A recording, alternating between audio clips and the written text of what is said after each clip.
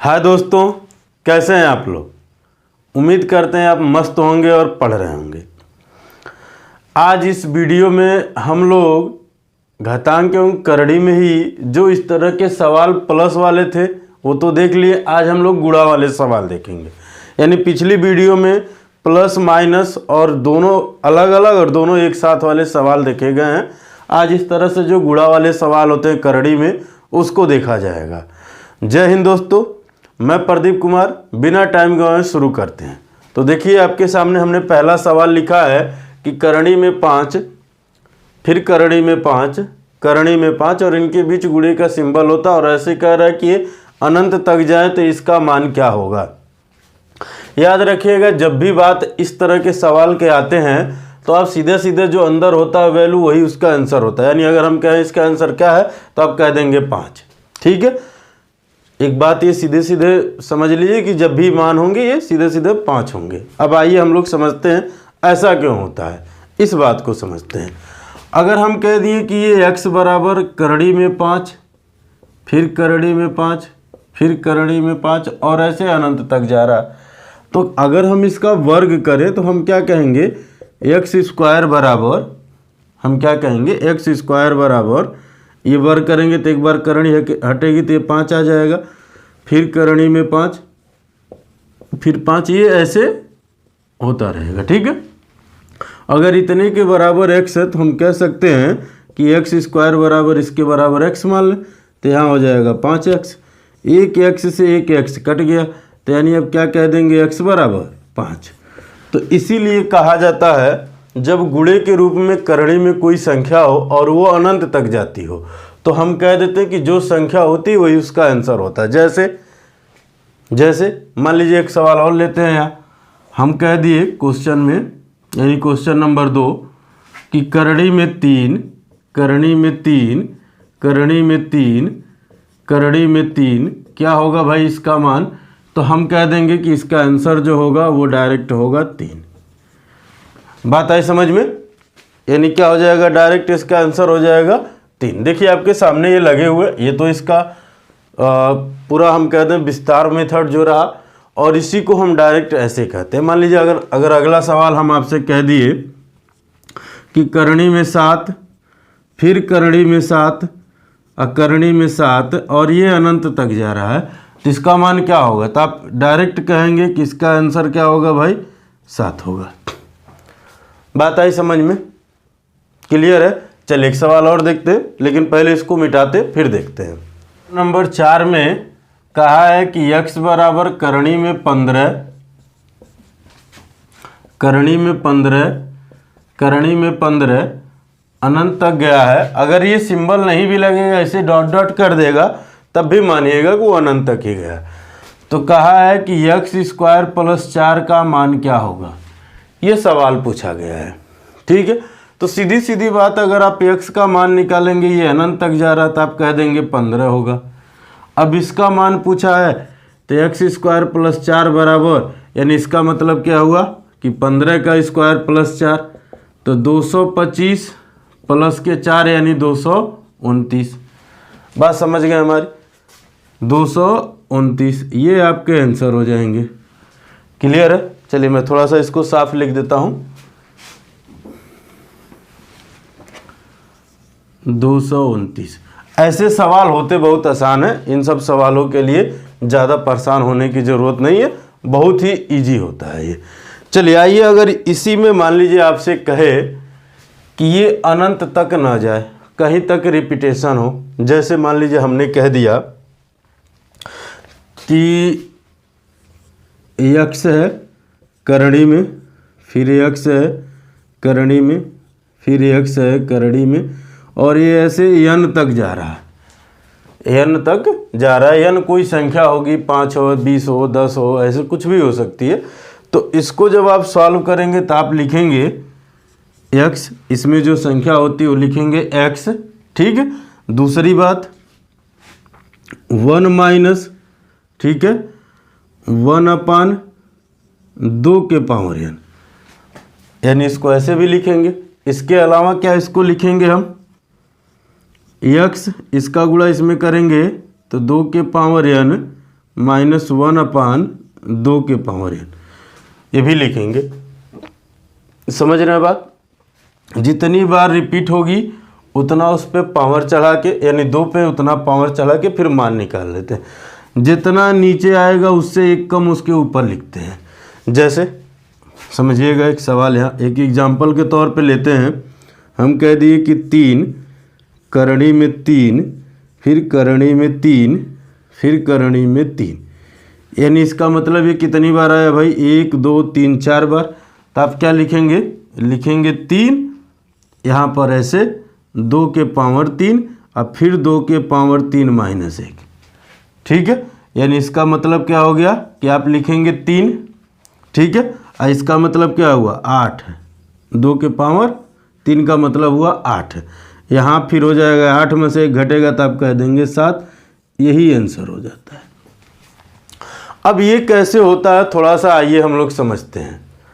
समझने वाली बात इसमें यह है कि मान लीजिए अगर आप इसको लिखते हैं, यहाँ समझना है थोड़ा सा, यहाँ पहले समझ लेते हैं फिर अभी हम लोग सवालों पे चलेंगे। जैसे हमने कहा कि ये आप लिख लीजिए 3, फिर 2 लिखिए। जितनी बार वो संख्या रिपीट है 3 बार, सॉरी ये 4 बार रिपीट थी, यहाँ हमने ध्यान नहीं दिया, ये 4 बार रिपीट है। ठीक है, देखिए 1 2 3 4 बार है वो।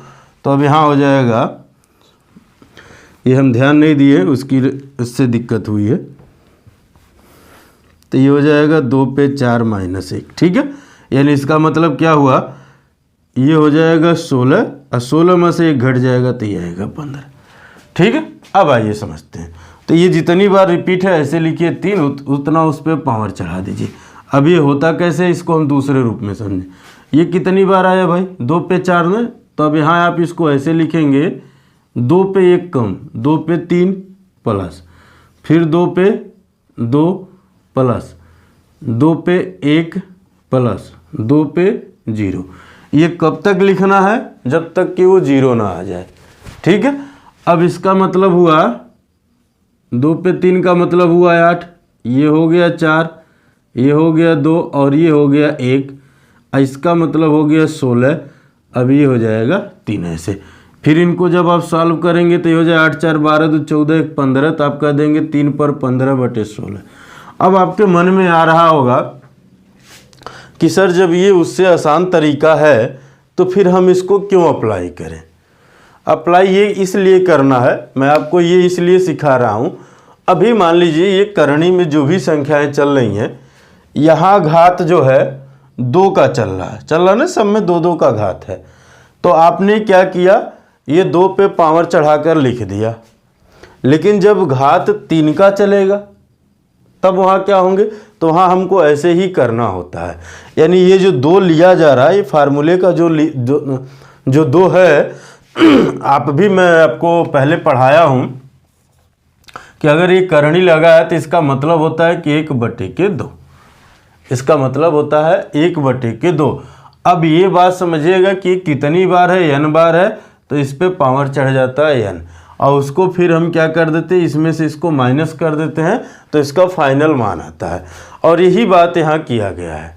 ठीक है, अगर इस पे 3 घात होगा तो क्या होगा? तो वो ये हो जाएगा, अब 1 माइनस नहीं होगा वहाँ। तो मान लीजिए जो भी संख्या होगी x, और उस पर अब पावर हो जाएगा ऐसे, मान लीजिए 3 पर n। अब फिर इसको कब तक लिखेंगे? जब तक कि वो 0 ना आ जाए। कब तक लिखेंगे? जब तक कि वो 0 ना आ जाए। ठीक है, जैसे यहाँ देखिए ये 0 के तौर पे घटते हुए आया है। तो अभी हम लोग सवालों में समझेंगे। ठीक है, तो चलिए मैं इसको मिटाता हूँ, सवाल देखते हैं। हम उम्मीद करते हैं आप कंसेप्ट समझ गए हैं इसका। ठीक है, तो हम लोग दोनों तरीके देखेंगे। पहले ये देखा जाएगा, उसके बाद ये भी देखा जाएगा, फिर 3 घात वाले में उसको अप्लाई करेंगे, ये नहीं होगा वहाँ। ठीक है, चलिए मिटाते हैं इसको। चलिए अब देखते हैं क्वेश्चन नंबर जो भी हो। करणी में 7, फिर करणी में 7, फिर करणी में 7, 3 बार है ये। तो कहा है कि इसका मान क्या आएगा ये बताना है। ठीक है, तो हमने क्या कहा कि आप लिखिए 7, ऐसे बटे लगाइए, यहाँ लिखिए 2, कितनी बार है? 1 2 3, यानी 3 इस पे पावर हो जाएगा। ठीक है, जितना ये आएगा उससे 1 कम लिखिएगा यहाँ, यानी यहाँ लिखेंगे 2 के पावर 3 -1। ठीक है। ये अगर आप ऐसा नहीं लिखना चाह रहे हैं तो आप एक चीज़ और कर सकते हैं, 1 2 3 बार है तो 2 के पावर 3 और इसका मतलब होता है 8 होता है ना। तो आप ऐसे डायरेक्ट लिखिएगा 7 बटे में रहेगा 8, उसके ऊपर एक ठे इससे कम 7। दूसरा तरीका हमने क्या बताया हम ये कहें कि अगर ये 2 पे 3 है तो आप उससे एक कम लिखिए, 2 पे 2, फिर 2 पर 1, अब फिर 2 पर 0, ये लिखा गया। बटे नीचे लिखेंगे 2 पर 3, और ये किस पे पावर रहेंगे, ये सब 7 पे रहेंगे। ये होता है 4, ये होगा 2 और ये होगा 1 बटे 8, किस पे 7 पे, क्योंकि किसी के पावर 0 होता तो उसका मान 1 होता है। तो ये हो जाएगा 4 2 6 1 7 और नीचे 8, तो आप कहेंगे 7 पे 7 बटे 8, इसका आंसर ये होगा। बात हमारी समझ में आ रही है। चलिए एक सवाल और देखते हैं। मान लीजिए हमने कह दिया √5, फिर √5, √5, √5, √5, कहाँ तक भाई, बस इतना ही, अनंत ना जाइए। ठीक है। अब इसका मान आपसे पूछा है, तो इसका मान आपसे पूछा है तो आप क्या कहेंगे, देखिए 1 2 3 4 5, तो आप लिखिए 2 पर 5, तो इसका मतलब क्या होता है 32 होता है। तो अब आप यहाँ लिखेंगे 5 बटे में हो जाएगा 32, इससे एक कम लिखना है ऊपर 31, यही इसका आंसर होगा। दूसरा क्या लिख सकते हैं, इस तरह से भी लिख सकते हैं। ठीक है। लेकिन इस तरह से हम आपको अगर सजेशन करूं कि आप कब लिखिएगा, जब पावर 2 के अलावा हो, जैसे इन सबों में 2 पावर है, यानी करणी ऐसे कहीं लिखी गई होती थी, यहाँ जब कुछ नहीं होता है तो वो 2 होता है, 2 से जब भी कुछ होगा तो वहाँ लिखा हुआ आएगा। समझ रहे हैं बात हमारी। चलिए मिटाते हैं, अगला सवाल देखते हैं। इस रूल का तभी यूज करिएगा जब पावर 3 दिया हो। ठीक है। चलिए देखते हैं अगला सवाल जो है, क्वेश्चन नंबर जो भी हो, करणी में यहाँ घात 3 है 7, फिर करणी में 3, फिर ये 7, फिर ये 3 और ये 7, ऐसे 3 बार ही ले लीजिए, वो आगे भी दे सकता है, मान लीजिए 4 बार कह देगा, 5 बार कह देगा, तो अब यहाँ आप 3 ही लीजिए। ठीक है। अब ये समझिए कि इसको अब आप सॉल्व करने के लिए जो आप पीछे रूल लगा रहे थे वो नहीं लगेंगे, क्योंकि यहाँ घात 3 है, तो इसका मतलब ये हुआ, ध्यान से समझिएगा, यहाँ इसको अगर हम सॉल्व करेंगे तो हम ये कहेंगे, इसको साइड में पहले लिख लीजिएगा, हम कह दिए 3 पर 3, यानी इसका मतलब हुआ 27, 3 पे 3 यानी इसका मतलब हुआ 27। अब इससे एक कम लेके लिखते जाइए, यानी 3 पर 2, फिर 3 पर 1, फिर 3 पर 0। अगर आप इसको सॉल्व करेंगे तो ये आएगा 9, ये 3 और ये 1, कितना हो जाएगा, 9 3 12 1 13। तो अब आप कह दीजिएगा कि हो जाएंगे 7 पर 13 बटे 27, ये आपके आंसर हो जाएंगे। इसलिए इस तरह लिखना आसान है, लेकिन इस पे पावर के रूप में लिखेंगे तो थोड़ा सा दिक्कत होगी। जैसे मान लीजिए हमने कह दिया, अगला क्वेश्चन यही ले लेते हैं कि करणी में 3 घात है और ये 5, फिर 3 घात है 5, फिर 3 घात है 5, फिर 3 घात है 5, फिर 3 घात है और 5। तो क्या बार हुआ, 1 2 3 4 5, तो यानी अगर आप कह देंगे कि 3 पर 5 का मतलब हो गया 243। 243 कैसे, देखिए इसका मतलब ये हुआ, यही लिख देते हैं कि 3 पर 5 मतलब 3 गुणे के 3 गुणे, फिर 3 गुणे, फिर 3 गुणे, 3 3 के 9 3 27 3 81, 81 3 यहाँ 243। अब समझिए ये तो ठीक है, ये हर मिल गया। ठीक, अब आगे हम अंश क्या लिखेंगे, तो हम लिखेंगे कि 3 पर 4 प्लस 3 पर 3 प्लस 3 पर 2, फिर 3 पर 1 प्लस 3 पर 0। यानी इसका मतलब क्या हुआ कि जितना यहाँ पावर होगा उससे एक कम से लिखना चालू करेंगे, तो क्या हो जाएगा भाई, ये आएगा 81 आएगा। देखिए ये आपका आएगा 27, ये आपका आएगा कितना 9, ये आपका आएगा 3 और ये आएगा 1। तो देखिए ये 9 जोड़ देंगे 90, इसमें इसको जोड़ देंगे 30, 90 और 30 हो गया 120, 120 में 1 जोड़ देंगे तो 121 हो जाएगा। यानी अब इसको आप क्या लिख सकते हैं कि 5 के घात 121/243 ये आपके हो जाएंगे आंसर। ठीक है, यानी इस रूप में अगर आपको पावर क्यूब के रूप में देगा तो उनको आप इस तरह से लगाइएगा। देखिए सवाल है पूछे जा सकते हैं, ठीक है, इसीलिए ये लिए गए। अब तक 2 घात वाले पूछे जा रहे थे, हो सकता है कि अब 3 घात वाला भी पूछे, तो उसको इसीलिए ये संभावना व्यक्त हो रही थी, तो इसीलिए ये क्वेश्चन लिए गए हैं। चलिए थोड़ा सा और बदलाव करते हैं। अब 2 घात और 3 घात साथ में आए, 2 घात और 3 घात साथ में आए। जैसे एक सवाल है, कहा है करणी में 2, फिर करणी में 4 के घात 3, फिर करणी में 2, फिर करणी में 4 के घात 3, फिर करणी में 2, करणी के में 4 के घात 3। ठीक है, और ऐसा ये अनंत तक जा रहा है। कहाँ तक जा रहा है? अनंत तक। तो इसका मान क्या होगा? अब एक बात समझिएगा, अगर हम आपको बेसिक समझाएं, दोनों समझाते हैं, एक बेसिक भी समझाते हैं, एक डायरेक्ट समझाते हैं। डायरेक्ट अगर हम कहें इसका मान क्या होगा तो आप कह दीजिएगा कि आंसर होगा इसका 2। क्या होगा भाई? 2। क्यों? अगर यहाँ 2 है तो इसमें इसका वर्ग है, फिर यहाँ 2 है तो इसमें इसका वर्ग है। अगर ऐसे चल रहा है तो आप समझ लीजिएगा जो बेस वैल्यू होती है वही उसका आंसर होता है। कैसे? आइए समझते हैं। अगर हम x के बराबर इसको मान लें तो आप यहाँ 2 है तो इस नाते इसका वर्ग करेंगे। जब आप वर्ग करेंगे तो आप लिखेंगे x बराबर x² बराबर क्या भाई? 2 करणी में 4 के घात 3, फिर करणी में 2, फिर करणी में 4 के घात 3, फिर करणी में 2, यही तो लिखेंगे। यानी इसका मतलब हुआ कि अब यहाँ 3 घात है तब इसका क्यूब करना पड़ेगा, तो x के होल स्क्वायर के पावर क्यूब क्या हो जाएगा? क्यूब। तो जब इसका क्यूब करेंगे तो ये आ जाएगा 8, और इसका जब क्यूब आप करेंगे तो ये हट जाएगा, ये हटेगा रूट, तो यहाँ आ जाएगा 4 आ जाएगा। और इसका मान अगर आप x मान रखे हैं, देखिए x माना गया है ना, तो यहाँ कह देंगे ये हो जाएगा 4x। यहाँ तक कोई दिक्कत? हम उम्मीद करते हैं कोई दिक्कत नहीं। इसका इसमें गुणा करेंगे तो ये कहें x के पावर 6, क्योंकि इनका आपस में गुणा हो जाएगा। ये हो जाएगा 8 चौके 32x। x से एक x कट गया तो आप कहेंगे x के पावर 5 बराबर 32। तो इसको आप क्या लिख सकते हैं? x के पावर 5 बराबर 2 के पावर 5।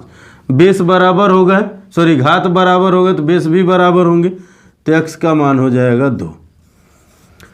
समझ गए? देखिए तब भी 2 आया और ऐसे भी 2 आया। तो हमारे कहने का मतलब ये है कि अगर इस तरह के सवाल आते हैं तो आप डायरेक्ट वे में कहेंगे कि अगर यहाँ 2 है और इसी का वर्ग यहाँ लिया जा रहा है तो आप क्या कह देंगे? डायरेक्ट उसका आंसर होगा जो यहाँ संख्या होगी। क्लियर है? चलिए मिटा दिया जाए। देखिए इसी में एक सवाल दे रखा है, वो नंबर नहीं है, वो अक्षर दे रखा है। कहा है x बराबर करणी में a, फिर कहा है करणी में b के पावर 3, ठीक है, फिर करणी में a, फिर करणी में b के पावर 3, और ये ऐसे अनंत तक जा रहे हैं। तो अब कहा है कि इसका मान क्या होगा। अब देखिए, अब आप यहाँ a नहीं कहेंगे, इसलिए कि अब आप ऑप्शन देखिए। पहला ऑप्शन दिया है, पहला ऑप्शन है a³ b के करणी के घात 5, ठीक है। फिर दूसरा ऑप्शन दिया है करणी के घात 5 में ab³। फिर तीसरा ऑप्शन दिया है क्यूब रूट a³ b। चौथा ऑप्शन दिया है क्यूब रूट ए के पावर 5 बी। इस तरह से ऑप्शन दे रखा है। देखिए अगर हम लोग बेसिक लगाएंगे तो ऐसा नहीं है कि नहीं आएंगे, मैं बता देता हूँ, दोनों बताऊँगा, घबराइएगा नहीं। अगर हम इसको डायरेक्ट करते तो हम ये कहते हैं कि ये ए है और यहाँ पर है 2 घात, है ना, ये ए है, यहाँ पर है 2 घात और ये है 3 घात, यानी दोनों मिलाकर हो जाएंगे करणी पे 5 घात, करणी के 5 घात हो जाएंगे, सीधी सीधी बात। अब उसके बाद जो है हमसे क्वेश्चन में कहा है कि अच्छा इसमें ये पूछा है कि इनके मान क्या होंगे, ठीक है। तो हम ये कह सकते हैं कि ये जो ए क्यूब है वो ए पे आ जाएगा और ये यहाँ बी पे आ जाएंगे। अब क्यों होगा अभी मैं आपको समझाता हूँ। आप पीछे समझे भी हैं ये सवाल, लेकिन थोड़ा सा आप वहाँ ध्यान नहीं दिए हैं तो इसलिए ये चीज़ें आपको थोड़ा कम समझ में आएगी। तो इसका आंसर ये हो जाएगा यानी पहला। अब आइए देखते हैं, हम लोग थोड़ा सा इसको विस्तार से समझते हैं ताकि गलतियाँ ना करें आप, इसलिए विस्तार से समझेंगे। हम कह दिए कि x बराबर अगर ये हैं कि करणी में ए कि करणी के 3 घात b, फिर करणी में ए करणी के 3 घात b, ठीक है, या करणी में b के पावर 3, ऐसे भी कह सकते हैं। अब इनका वर्ग करेंगे तो हम कह देंगे x स्क्वायर बराबर करणी में, सॉरी, जब हम वर्ग करेंगे तो ये रूट हट जाएगा, ये जो करणी है ये हट जाएगा, यहाँ आ जाएगा a गुणे क्यूब रूट b, फिर अंडर रूट a, फिर क्यूब रूट b। समझ रहे हैं बात हमारी। अब आप क्या करिए, फिर इनका एक बार क्यूब कर दीजिए क्योंकि यहाँ 3 घात है ना, 3 घात। तब कहेंगे x स्क्वायर के होल क्यूब बराबर, अब इसका भी क्यूब होगा तो a क्यूब। अब ये बाहर आएंगे तो ये आएगा b और इनके साथ फिर ये आगे रिपीट होगा ना, तो इसका मतलब इसके बराबर x आ जाएगा। तो यहाँ हम कह देंगे x, ठीक है। अब यहाँ पर क्या हो जाएंगे भाई, अच्छा एक लाइन में लिख देता हूँ ताकि कन्फ्यूजन आपके ना रहे, x कहाँ से आ रहा है ये बात थोड़ा सा अभी मैं आगे बता रहा हूँ। यानी अब जब क्यूब किए तो अब ये हटा, ये करणी हटी, ठीक है, तो ये b बाहर आ गया यानी यहाँ लगा रहेगा, तभी हो जाएंगे a, फिर क्यूब रूट b, फिर ऐसे ही आगे चलता रहेगा। तो इनके मान क्या हैं, x ही तो हैं। तो आप इसको जब लिखेंगे तो आप कहेंगे x के पावर 6 बराबर a cube into b cube into x, ये तो कहेंगे, या इंटू ना लगाएं ऐसे भी लिख दें, इसका मतलब ही होता है कि गुणा है वो, ठीक है। तो ये इससे एक घात कट जाएगा तो आप कह देंगे x के पावर 5 बराबर क्या भाई, a के पावर क्यूब और ये b, आप कह सकते हैं। अब यहाँ से हमें 5 घात हटाना है, यहाँ से हटाना, तो आप क्या करेंगे भाई, अच्छा ऐसे x का मान ज्ञात करना है तो आप इसको इधर करेंगे तो ये पूरी की पूरी रूट में आएगी, तो खाली रूट में तो रहेगी नहीं, यहाँ 5 घात है तो यहाँ भी 5 लग जाएंगे और यही इसका आंसर हो जाएगा। क्लियर है। हालांकि सॉल्व करने के लिए एक और तरीका है लेकिन वो ना जानिए, बस ऐसे नॉर्मल सी बात समझिए कि इसका बेसिक कंसेप्ट है। दूसरी बात, अगर हम डायरेक्ट करेंगे तो हम ये देखें कि यहाँ 2 घात है, यहाँ 3 घात है, तो हमने कह दिया 3 2 5 घात डायरेक्ट ले लिए। अब यहाँ ये था तो ये का क्यूब हम करेंगे, जो देखिए यहाँ क्यूब हुआ ही है, आइए जो दूसरी वाली वैल्यू होती है ऐसे लिख दी जाती है। क्लियर है कि कोई दिक्कत है? हम उम्मीद करते हैं कोई दिक्कत नहीं है, मिटा दिया जाए। चलिए आगे समझते हैं, मज़ेदार सवाल देखते हुए आगे बढ़ते हैं हम लोग। चलिए अगला सवाल अब थोड़ा सा और देखते हैं, इसमें मज़ेदार सवाल वो भी हैं, यानी इस तरह के भी सवाल पूछे जाते हैं। करणी में 248 प्लस करणी में 52 प्लस करणी में 144 का मान क्या होगा, ये आपको बताना है। यानी इस तरह के सवाल भी आते हैं। अब आप क्या करेंगे, यहाँ देखिए, यहाँ में है 144 तो ये है 12 का स्क्वायर कहेंगे आपने, तो ये करणी से आएगा बाहर 12 तो 12 इसमें जोड़ देंगे, ये हो जाएगा आपका 64। ये 8 का स्क्वायर यानी करणी से अगर ये बाहर आएगा तो 8 आप इसमें जोड़ दीजिए, ये हो जाएगा 256। यानी लास्ट में हमारे पास बचा करणी में 256, तो ये बाहर आएगा तो ये हो जाएगा 16, यानी ये 16 का स्क्वायर है। ये बात नहीं समझ में आई? अच्छा चलिए मैं थोड़ा सा विस्तार लिखता हूँ, आपको यही चीज़ मैं यहाँ नीचे एक बार लिख के समझा देता हूँ। हमने ये कहा कि ये है 248 प्लस फिर करणी में है 52 प्लस अब यहाँ है करणी में 144, यही था।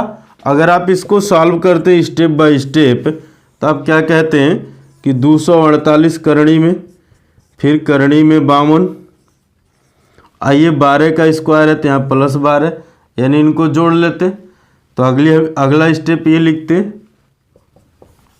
करणी में 248 प्लस करणी में 64।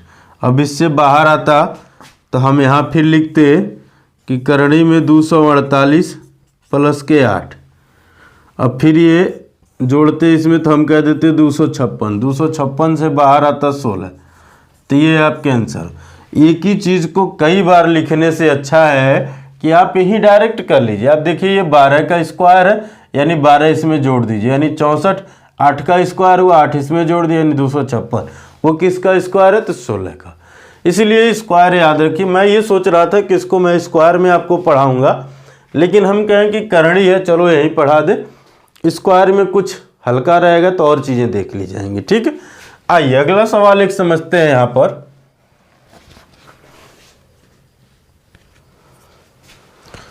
अगला सवाल है, कहा है करणी में 4 प्लस करणी में 44 प्लस करणी में 10,000 का मान क्या होगा, ये कहा है क्वेश्चन में। ठीक है, आप ये देखिए ये किसका वर्ग है, 100 का, 100 इसमें जोड़ेंगे तो ये हो जाएगा 144। आइए 12 का, 12 इसमें जोड़ेंगे तो ये हो जाएगा करणी में 16 और बाहर आएगा 4। ठीक है, चलिए एक सवाल और देख लेते हैं इसी पर आधारित, यानी इस तरह के सवाल आते हैं इसीलिए ये सवाल देखे जा रहे हैं। ठीक है, चलिए अगला सवाल है, करणी में 5 प्लस करणी में 11 प्लस करणी में 19 प्लस करणी में 29 प्लस करणी में 49 का मान क्या होगा। ध्यान दीजिएगा, सब एकदम अनंत तक करणीय, मतलब जहाँ तक ये जा रही सब में जा रही, सब एक नीचे के ऊपर करणीय है। ठीक है, ये 7 का है तो 7 इसमें जोड़ दीजिए, यानी हो जाएगा 36। ये 6 का है, 6 इसमें जोड़ दीजिए, 25। ये 5 का है, 5 इसमें जोड़ दीजिए, 16 यानी 4 का है तो ये हो जाएगा 9, यानी करणी में आया 9 लास्ट में, तो बाहर आएगा तो क्या हो जाएगा आंसर 3। सब एक दूसरे से ऐसे जुड़ते हुए चले जाएंगे। ठीक है, यानी इसमें कोई ऐसी बात नहीं है जो विशेष समझाया था। इस तरह से लिख के अगर हम लोग करेंगे तो बहुत समझ आएगा, और कंपटीशन में इस तरह से लिख के करने लायक नहीं है वो। ठीक है, तो चलिए मिटाते हैं फिर आगे चलते हैं। ठीक है, चलिए इसी चीज़ को हम लोग माइनस में देख लेते हैं। क्वेश्चन में कहा है 541 माइनस फिर 153 माइनस, सब करणी में है, करणी में फिर 89 माइनस करणी में 64। इस तरह से सवाल दिया हुआ है। ठीक है, तो कहा है कि इसका मान क्या होगा ये बताना है। देखिए सीधी सीधी बात ये समझिए कि अब तक हम लोग प्लस में समझे, अब इसको ये माइनस में दिया, ये चीज़ समझते हैं। तो हम ये देख रहे हैं कि ये 8 का है तो यहाँ माइनस है तो यहाँ से माइनस कर देंगे, 8 तो आएगा 81। ये 9 को हो गया, यानी यहाँ से 9 माइनस करेंगे ये 144। ये किसका हो जाएगा 12 का, इसमें से हम 12 माइनस करेंगे तो आ जाएगा 529। यानी करणी में 529 कितने का मान होता है तो ये होता है 23 का, यानी ये 23 का स्क्वायर है। ठीक है, तो ये मत समझिएगा कि प्लस के रूप में ही देगा, माइनस के रूप में भी दे सकता है। ठीक है, चलिएगा और सवाल देख लेते हैं इस पे। माइनस वाले में क्वेश्चन में कहा है, इसको थोड़ा सा हमने इसमें अलग कर रखा है, ज़्यादा नहीं, थोड़ा सा अलग है। ठीक है, कह रहा है कि 513 माइनस करड़ी में 144, फिर माइनस करड़ी में 81, फिर माइनस करड़ी में 64। ये बात थोड़ा सा ध्यान दीजिएगा, ये जो करणियाँ हैं ये सब अलग अलग हैं, इन सब पे एक होल करणी है। ठीक है, यहाँ क्या था, सब एक दूसरे से रिलेटेड थी करणी, यानी सब एक दूसरे के अंदर थी। सबसे बड़ा वाला फिर उसके अंदर, फिर उसके अंदर, ऐसे चल। लेकिन यहाँ क्या, एक तो बड़ा है लेकिन ये एक दूसरे के अंदर नहीं है। तो यानी इसको जब आप सॉल्व करेंगे तो आप लिखेंगे करणी में 513 माइनस, अब कोष्टक में ये हो जाएगा 144, जो है वो 12 का स्क्वायर है। ठीक है, क्या हो जाएगा भाई, ये 12 आ जाएंगे। अब माइनस हमने कॉमन लिए तो यहाँ प्लस हो जाएंगे, ये 9 और यहाँ भी प्लस हो जाएंगे, ये 8। ठीक है, हम उम्मीद करते हैं यहाँ तक आपको कोई दिक्कत नहीं हुई। इसको अब सॉल्व करेंगे तो लिखेंगे 513 माइनस, इसको जोड़िए 12 8 20 29। ठीक है, अब इसमें से आप घटाएंगे तो ये आएगा 484 आएगा। देखिए ये होगा 13, 13 में से 9 जाएगा तो 9 4 13 होता है, यानी 4 यहाँ बचा, क्या भाई 0। अब यहाँ जब ये देगा 10, 10 में से 2 जाएगा 8, यहाँ बचा 4, तो ये 4 ऑलरेडी आ गया। ये कितने का स्क्वायर है, तो आप कह देंगे सर ये 22 का स्क्वायर है, यानी आंसर क्या हो जाएगा 22। यानी इस तरह से भी पूछेगा, यानी अलग अलग करड़ी छोटा छोटा ले लेगा। अब आइए एक अगला सवाल देखते हैं, बड़ा मज़ेदार सा सवाल है। क्वेश्चन में कहा है, अगले क्वेश्चन में करणी में 88 प्लस 3 करणी में 88, फिर प्लस 3 करणी में 88, और ऐसे कहते ये अनंत तक जा रहा है। तो कह रहा है इसका मान क्या होगा ये आपको बताना है। ठीक है, इसका मान क्या होगा ये आपको बताना। तो ध्यान दीजिएगा, यहाँ जो होती है बैलून है, इसको तोड़ देते हैं आपस में, क्या करते हैं, यानी गुणनखंड। तो हम कह देंगे 8 गुणे 11 का गुणनखंड है। ठीक है, अब ये सही है कि नहीं है, इस बात को चेक करने के लिए यहाँ जो संख्या होती है वो इन दोनों का अंतर ही होता है। तो अंतर क्या 3 है, अंतर क्या 3 है। तो देखिए 11 में से 8 घटेगा तो 3। अब ये प्लस होगा तो बड़ा वाला आंसर हो जाएगा, अगर माइनस होगा तो छोटा वाला आंसर हो जाएगा। तो इसका आंसर क्या हो जाएगा 11। क्यों 11 हो जाएगा, क्योंकि वो प्लस है। ठीक है, चलिए आइए एक अगला सवाल और देख लेते हैं। यहीं पर करणी में 63 प्लस 2, फिर करणी में 63 प्लस 2, करणी में 63 प्लस 2, यानी ये अनंत तक जा रहा है। तो कह रहा है इसका मान क्या होगा। फिर आप तोड़िए इनको। ठीक है, तो ये हो जाएगा 9 से 63, यानी 7 9 63। इन दोनों के बीच 2 का अंतर है, यानी सही है। अब प्लस है तो आंसर क्या हो जाएंगे भाई, बड़ा वाला, यानी कि 9। प्लस है तो आंसर क्या हो जाएंगे, जो बड़ा वाला है वो। ठीक है, चलिए मिटा देते हैं, फिर आगे चलते हैं। देखिए इस तरह के सवाल जितने आए हैं सारे के सारे सवाल देखे जाएंगे, घबराने वाली कोई बात नहीं है। सब में थोड़ा थोड़ा वेरिएशन है, उन वेरिएशनों को देखते हुए चला जाएगा। ठीक है, अभी ये इस तरह का हम लोग प्लस में देखें, अभी इस तरह के माइनस में देखेंगे, फिर इसी तरह का दोनों मिलाकर देखा जाएगा। तो सवाल देखे जाएंगे, घबराने वाली बात नहीं है। ठीक है, चलिए एक सवाल और देख लेते हैं इसी में। ठीक है, हमने कह दिया कि करणी में 143 प्लस 2, करणी में 143 प्लस 2, करणी में 143, और ये अनंत तक जा रहा है। तो इसका मान क्या होगा, यानी अब आप क्या करेंगे भाई, इनको तोड़ेंगे। तो ये हो जाएगा 11 और ये हो जाएगा 13, यानी 11 गुणे 13 का ये मान है। इन दोनों के बीच 2 का अंतर है, यानी हम कह देंगे कि जो आंसर होगा वो क्या होगा भाई 13। अगर इसी चीज़ को अगर हम पलट देते, हम ये कहते हैं करणी में 143 माइनस 2, करणी में 143 माइनस 2, फिर करणी में 143 माइनस 2 और ये अनंत तक गया। अब इसको जब आप तोड़ेंगे तो आएगा 11 गुणे के 13, लेकिन आंसर होगा क्या भाई छोटा वाला यानी 11। अब ऐसा क्यों? क्योंकि यहाँ माइनस है। जब प्लस होता है तो बड़ा वाला ले लेते हैं, जब माइनस होता है तो छोटा वाला। जैसे जो चीज़ें हम लोग प्लस में देखें उसी को माइनस में हम कर रहे हैं, ठीक है। 63 माइनस 2 करणी में 63, फिर माइनस 2 करणी में 63 और ऐसा ये अनंत तक गया, ठीक है।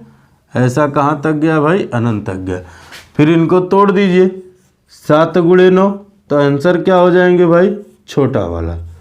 छोटा वाला क्यों? क्योंकि माइनस है। जैसे एक ठे और देख लीजिए, यही हम कह दिए कि करणी में 88 माइनस 3, करणी में 88, फिर माइनस 3 करणी में 88, फिर माइनस 3 करणी में 88 और ये अनंत तक गया है, ठीक है। तो अब कह रहा है कि इनका मान बताइए, तो आप क्या कहेंगे भाई? इनको तोड़ लीजिए, तो आप कह देंगे 8 गुणे के 11, तो आंसर क्या हो जाएगा भाई? आप कह देंगे 8। क्यों 8? क्योंकि ये माइनस है, ठीक है। क्लियर है? अब आइए थोड़ा सा और आगे चलकर हम लोग देखते हैं, ये मज़ेदार सवाल है ये। यहीं पर एक सवाल और देख लेते हैं, ठीक है। जैसे दोनों प्लस माइनस एक साथ हों, क्वेश्चन नंबर जो भी है आप डाल लीजिएगा। जैसे हमने कह दिया कि P बराबर, क्वेश्चन में कहा है P बराबर करणी में 63 प्लस 2 करणी में 63, फिर प्लस 2 करणी में 63 और ये अनंत तक गया है। फिर Q बराबर दिया है करणी में 63 माइनस 2, फिर करणी में 63 माइनस 2 करणी में 63 माइनस 2 और ये कहाँ तक गया है? ये भी अनंत तक गया है। तो अब पहला इसमें आपसे पूछा है, कह रहा P माइनस Q क्या होगा। दूसरा पूछा है कि P प्लस Q क्या होगा। और तीसरा पूछा है कि P गुणे Q क्या होगा। बात आई समझ में? ठीक है, यानी 3 सवाल यहाँ पूछा है। अगर आप इसको तोड़ते हैं, ठीक है, आप लिखेंगे 7 गुणे के 9, यानी प्लस वाले में P का मान, यानी इसको तोड़ेंगे तो P का मान आ जाएगा 9 और इसको तोड़ेंगे तो हम कह देंगे Q का मान हो जाएगा 7। अब पहला सवाल का आंसर P माइनस Q बराबर, तो आप कह देंगे 9 माइनस 7 यानी 2।